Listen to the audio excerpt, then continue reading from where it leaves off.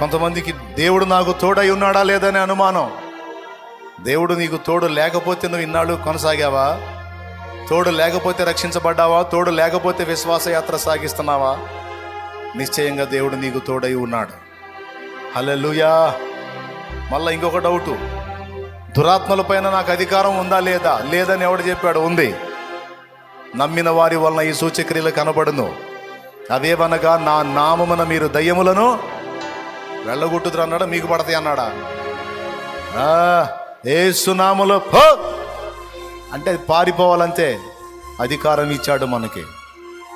దేవునికి మహిమ కలుగును గాక.